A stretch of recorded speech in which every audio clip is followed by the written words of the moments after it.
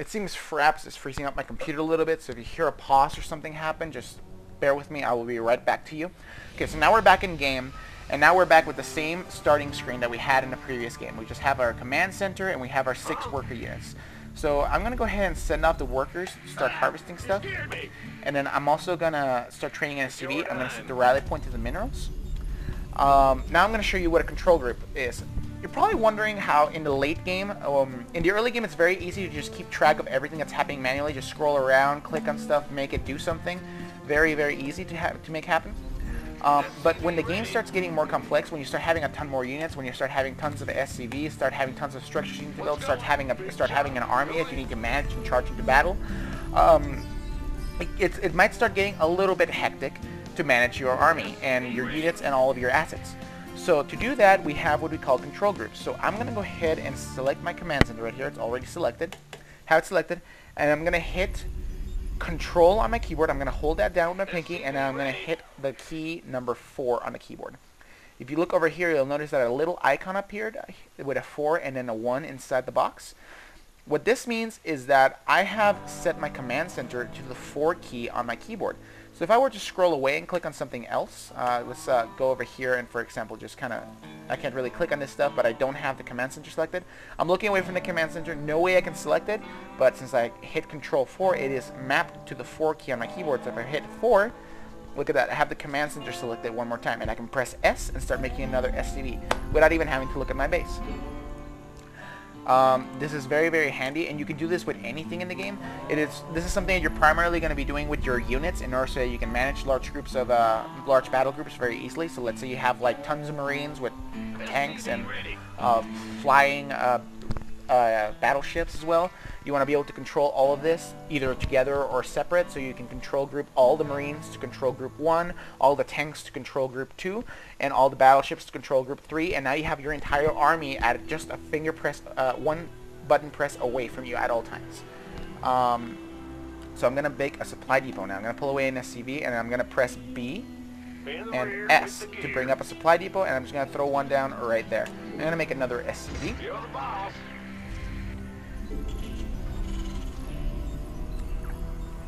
And we're just gonna wait a little bit here for this stuff to finish, so I can keep, so I can build the barracks, and I can keep showing you things.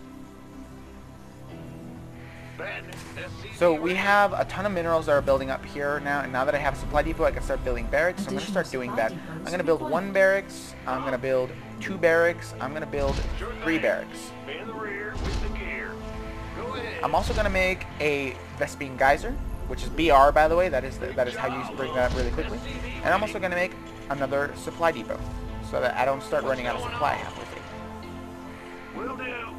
One thing that is very useful to note is that you can hotkey, you can control group a building that is under construction. So I have this barracks here that's under construction, so I'm going to press Control 6, and it's hotkey to the 6 key. So as soon as it finishes construction, I can just select it and use it immediately. If I want to select all of these barracks at the same time, I can just like, I would not box this whole area, because when you box something, an area of the game, if there's any units in there, the game will automatically select the units and not the buildings. So if you're trying to select the buildings, it gets to be very tricky. So there are a number of ways you can select multiple things on screen at the same time. You can double click on something, and then it selects all of those on the screen at the same time. So I double click on the barracks, it selects all 3 barracks on the screen at the same time. If I hold down the Control key and hit and left click on a barracks, it selects all of them as well. This also works for units. So I have these 3 SCVs on the screen. Instead of boxing the area, I can just double click on one and it selects all 3 of them that are on the screen. And this only works with things that are on the screen. If things are off screen, just a little bit off screen, though you're probably not going to catch them doing this. But it is very handy for you to keep in mind. So I'm going to send these SCVs back to work. I'm going to make another SCV. And now I have 1 barracks here, the bottom barracks hotkeyed to 6, but not the other 2. And I haven't done that yet because I want to show you something about control groups that you need to be aware of. That is that there's 2 ways to manage them. If you hit Control and then a number on your keyboard, that is overriding that key with whatever your current selection is. So if I were to go select any SCV and then press Control 6, it would override the barrack selection with that SCV. If I were to do that with the supply depot, it would override the SCV with the supply depot. But if I were to say, for example, if I were to hit let's go back to having one barracks in there, and I want to have the other 2 barracks in here. All I have to do is select those 2 barracks, press Shift 6, and then look at that. Now we have 3 barracks on the control group. So Control overwrites a number on your keyboard with a new selection. Shift adds to that selection. So I'm going to show how this works by training some Marines here. Since I have all buildings selected at the same time, if I right-click somewhere with them, if they're all going to set their rally point to the same position, then I'm going to hit A to train a Marine. That's just going to have 1 barracks training, however, so I'm going to hit A 2 more times, and now all 3 barracks are training Marines. I'm going to hit 4 to build another SCV at the command center. See how that works? You can manage your base very easily by hotkeying your buildings in a way that you can remember fairly easily, and just remember to go back to those buildings occasionally and hit the keys to start training things. Armed and ready. So 3 Marines have popped out, and I'm going to press 6 A, and now we have 3 more Marines building. Very, very useful. So I'm going to go ahead and grab these Marines, and I'm going to control group them to number 2 on my keyboard. So if I press 2, I can bring them up instantly, and I can just control them without any problem whatsoever. Alright, so I showed you could override groups and you can also add to it. Adding is very useful for your army because let's say you're just focusing on building an army. Maybe say these Marines are further out into the field over here and exploring or whatever, and you have your units over here to a rally point set at your ramp, and you want to add these guys to your Marine control group. All you have to do is select these guys, Shift 2, and now all 6 Marines are in that control group. So if you press 2, you select them all at once, and you can command them all at once. And while I'm exploring out here, I'm going to hit 6 to bring up my barracks, press A. I'm going to hit 4, press S to make an SCV. Looks like I need to build more supply depots, which is a perfect opportunity for me to show you a new command, actually.